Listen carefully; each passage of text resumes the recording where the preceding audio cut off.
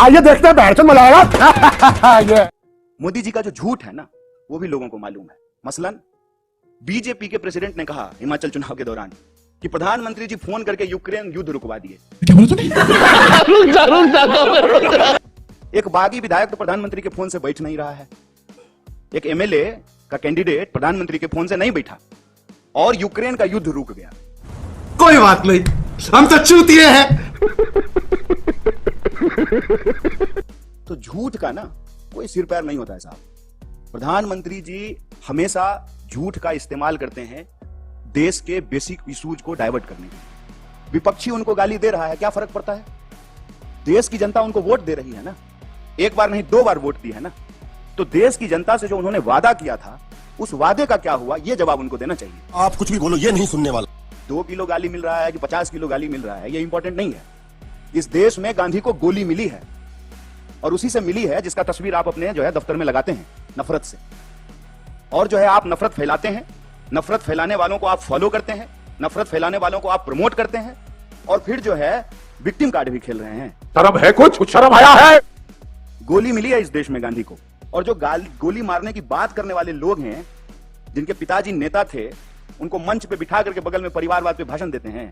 इसको कहते हैं कथनी और करनी में फर्क होना। एवरीबॉडी, सबके सब चोर है साले। ये सब बेकार की बातें हैं साहब। देश की जनता ने प्रधानमंत्री जी को मैंडेट दिया है और प्रधानमंत्री जी ने देश की जनता से जो वादा किया था उसको पूरा नहीं किया है। ये देश का सवाल है और हम जब देश घूम रहे हैं तो यही सवाल हमारे सामने आ रहा है कि देश महंगाई से परेशान है, देश बेरोजगारी से परेशान है, किसानों को उनके फसल का दाम नहीं मिल रहा है, महिलाएं असुरक्षित महसूस कर रही हैं, पहचान के आधार पर इंसान को लड़ाया जा रहा है, नफरत फैलाया जा रहा है। अगर देश भावनात्मक रूप से कमजोर होगा, भावनात्मक रूप से अगर देश इकट्ठा नहीं रहेगा तो देश की प्रगति में बाधा होगी। अगर हम चाहते हैं कि देश की प्रगति हो तो हमको महंगाई, बेरोजगारी जैसे सवालों को हल करना पड़ेगा और हम सब भारतीय हैं, इस भावना को मजबूत करके हम प्रगति की राह पे आगे बढ़ सकते हैं। ये बड़ी अच्छी बात कही आप।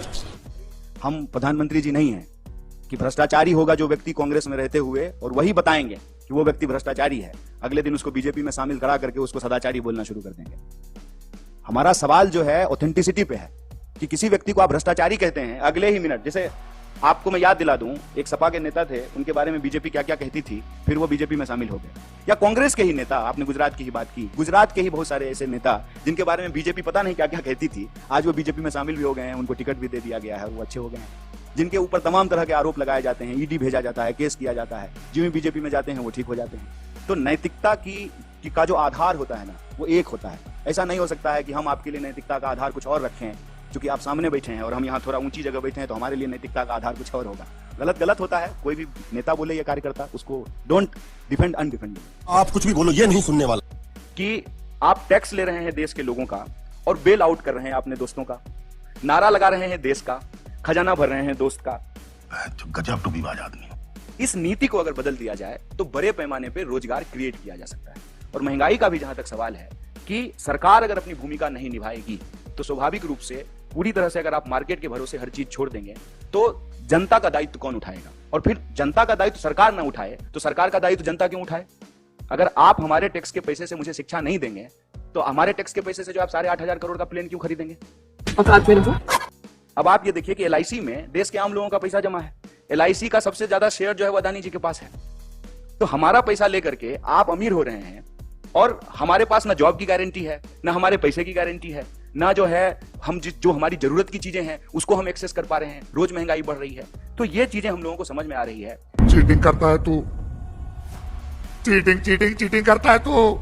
तो उसमें यह समझ में आता है कि नॉर्थ से लेकर के साउथ तक पॉलिटिकल मोबिलाइजेशन किया जा सकता है अगर हम सोशल डाइवर्सिटी को इंटैक्ट रखें और जो डिवीजन क्रिएट किया जा रहा है on the basis of identity, उस पॉलिटिकल चैलेंज को अगर हम लोग मीट कर सकें। जहां तक हमारे नेता राहुल जी का सवाल है, तो आप जानते हैं कि जो है मीडिया से जी चुराने वाले नहीं हैं और लिखे हुए सवाल का इंटरव्यू भी नहीं देते हैं और कोई ऐसा स्टेट नहीं है जहां प्रेस कॉन्फ्रेंस नहीं कर रहे हैं। अभी फिर उनका जो है महाराष्ट्र में प्रेस कॉन्फ्रेंस होने वाला है।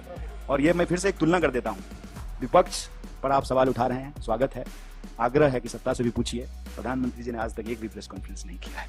Thank you. इन सबके नाम उस लिस्ट में डाल दो, सबके, किसी एक को भी नहीं छोड़ना। Yes sir. अरे हम तो फकीर आदमी है, झोला लेके चल पड़ेंगे जी। चला जा भोसड़ी के।